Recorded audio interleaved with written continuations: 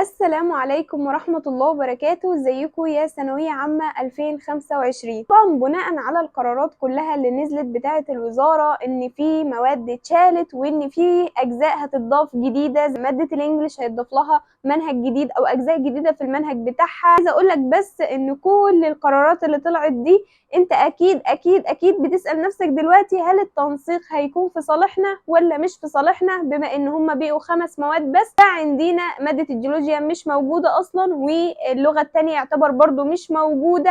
اكيد انت كطالب عايز تعرف التنسيق هيعلى ولا هينزل، فانا في الفيديو ده هقولك التنسيق هيعلى ولا هينزل. في البداية كده انا عايزة اقولك اصلا ان التنسيق ما بيعتمدش على مكتب التنسيق ولا على الوزير اصلا ولا على اي حد من الناس اللي هي الكبيرة اللي في وزارة التربية والتعليم والكلام ده. لا، هم مش بيحطوا التنسيق على اساس مثلا ما هم عاوزين التنسيق يبقى كده فهم يحطوا التنسيق كده. لا، على فكرة هم بيحطوا لك التنسيق ده على اساسك انت، على اساسكم انتوا كطلاب كلكم، بيجمعوا نسب نجاحكم كلها وبيشوفوا المتوسط بتاعكم نسب النجاح بتاعتها قد ايه على مستوى الجمهورية، وبيبداوا يحطوا التنسيق ده. يعني من الاخر كده انتوا لو جايبين نسب نجاح عالية فالتنسيق هيعلى، لو جايبين نسب نجاح واطية فالتنسيق هينزل، وهينزل قوي كمان لو انتوا مش جايبين درجات عالية. فالتنسيق بيعتمد عليكم انتوا كطلاب. لو انتوا شدتوا حيلكم واجتهدتوا وجبتوا مجاميع عالية، وبقي مثلا مستوى الجمهورية كلها جايب مجاميع مثلا فوق 80% وفوق 70% وفوق 90%، فالتنسيق هيبقى عالي. لكن لو انتوا كطلاب يعني معظم الجمهورية مثلا جايبة درجات واطية مثلا تحت 50 وتحت 60 وتحت 70، تمام، فبالتالي التنسيق هيبقى واطي. فبالتالي التنسيق بيعتمد عليك انت كطالب وانت كطالبة، ما بيعتمدش على مكتب التنسيق خالص. هم بيحطوا التنسيق ده على اساسكم انتوا. فبالنسبة للتنسيق هيعلى ولا هيوطى دي حاجة في علم الغيب واحنا ما نعرفهاش. فانا عايزاك كده ما تشغلش بالك خالص من بداية السنة بشغل التنسيق والتنسيق هيعلى وهينزل والكلام ده. لا، انا مش عايزاك تشغل بالك، عايزاك تركز بس على هدفك وحلمك، وان انت تحقق هدفك ده وتحقق حلمك ده ايا كان بقى التنسيق عالي نازل. فعايزه اقول لك اللي مكتوب لك هتشوفه. يعني اللي مكتوب لي هشوفه. يعني لو افترضنا ان التنسيق عالي، التنسيق بتاع السنه بتاعتك عالي، وانت جبت مجموع معين مثلا، هل المجموع ده لو ربنا كاتب لك ان انت تدخل الكليه الفلانيه هل هو هيعترض مع التنسيق؟ لا طبعا مش هيعترض. طالما ربنا كاتب لك تدخل كليه فلانيه فهيخلي التنسيق في صالحك. فانت ما تشيلش هم التنسيق خالص، انت اجتهد واعمل اللي عليك، وان شاء الله ان شاء الله وباذن ربنا يعني ان انت لو مكتوب لك تدخل الكليه اللي انت بتحلم بيها وربنا شايفك اجتهدت وعملت اللي عليك وبدأت السنة جد. وعلى فكرة عايزة اقول لكم ان السنة مش طويلة، يعني اللي يقولك السنة طويلة والعب واعمل اللي انت عايزه والكلام ده، على فكرة السنة مش طويلة خالص خالص. وهتيجي فجأة على فكرة هتلاقي نفسك نطيت في شهر 3 و4 والسنة خلصت وخلاص، ما بقيش غير شهر ولا شهرين على الامتحانات.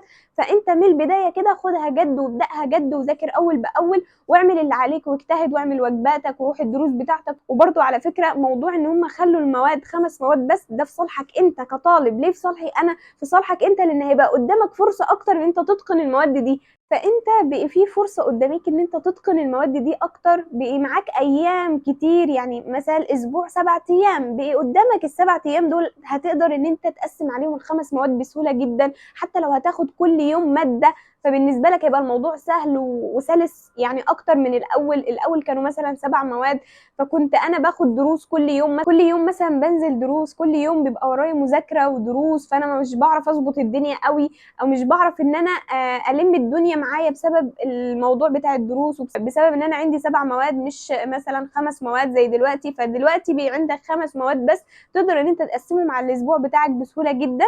دي فرصه حلوه جدا جدا على فكره للطلاب، وانا شايفه ان هي فرصه احسن. انا عارفه ان في طلاب كتير جدا زعلانين بسبب ان ماده الجيولوجيا اتلغت وماده اللغه الثانيه اللي هم اصلا يعتبروا اسهل مادتين وكنا بنلم بيهم درجات. يعني المادتين دول كان اكتر مادتين فعلا واثق ان انت هتحل فيهم كويس، واثق ان انت مثلا هتقفلهم والكلام ده، او واثق ان انت هم دول اللي هيرفعوا معاك المجموع. وعلى فكره عندكم حق لان فعلا هم مادتين كانوا حلوين جدا، يعني كانوا الطلاب بيحطوا ثقتهم كلها في المادتين دول على اساس ان هم هيذاكروهم كويس ويدخلوا الامتحان ويضمنوا الدرجات بتاعتهم.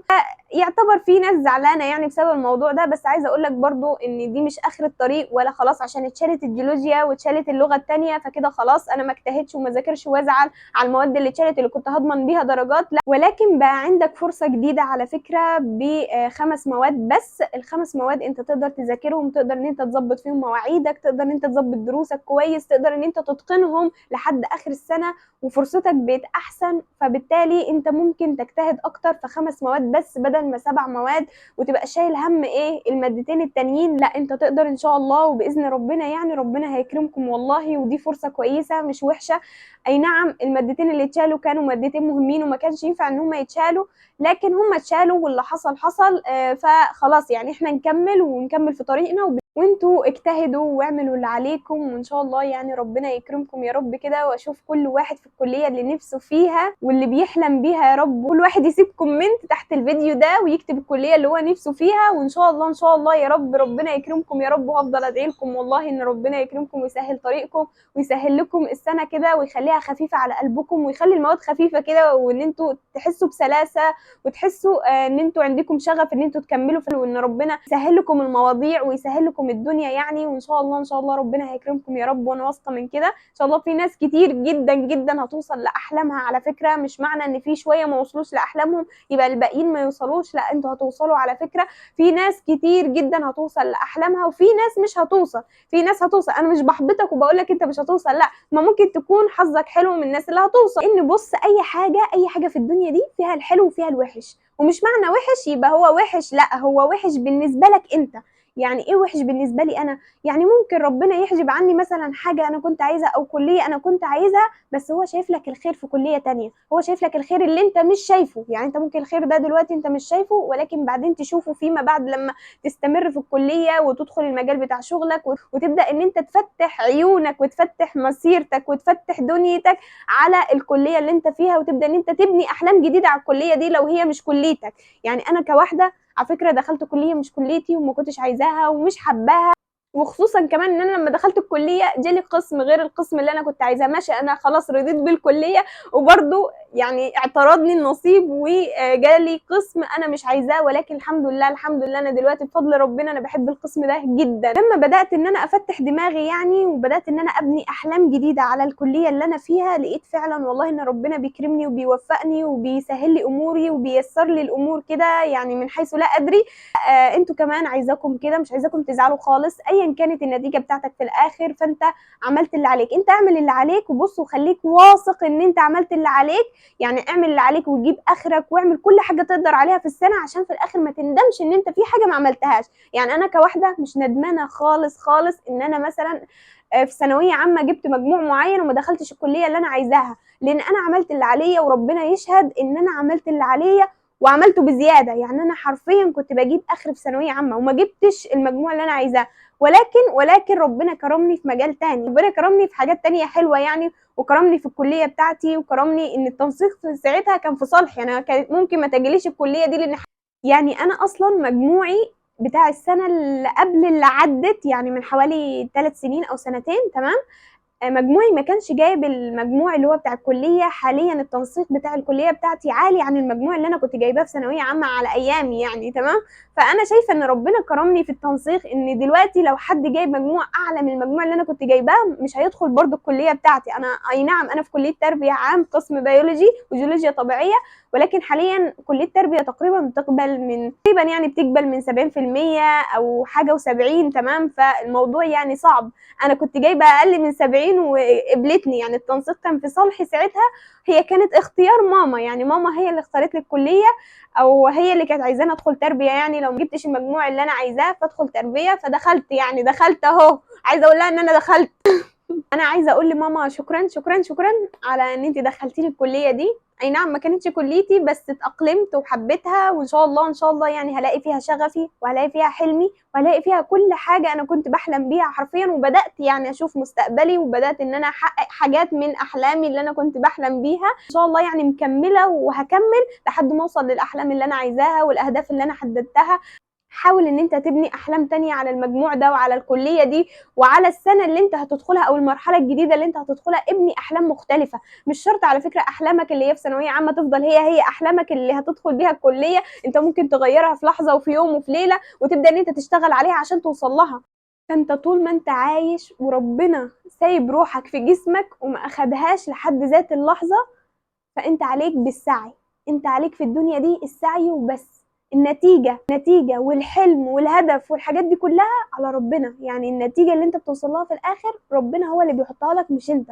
انت بتسعى وبتجاهد وبتعمل كل اللي عليك عشان ربنا يجازيك ايا كانت بقى اللي ربنا هيجازيك بيه ده. فانت المفروض تكون راضي بيه، ولو ما رضيتش بيه فالمفروض ترضى وان انت تبني عليه احلامك الجديدة. بس كده انا اتكلمت كتير، انا عارفة ان انا اتكلمت كتير، وطبعا انا وصلت نهاية الفيديو مش هرد تاني كفاية.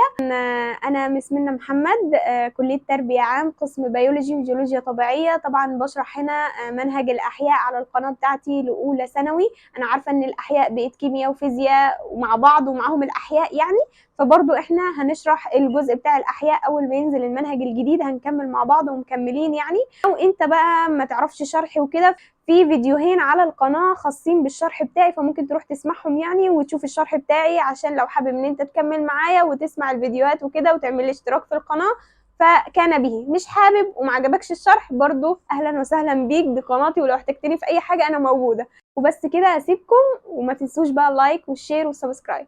باي باي.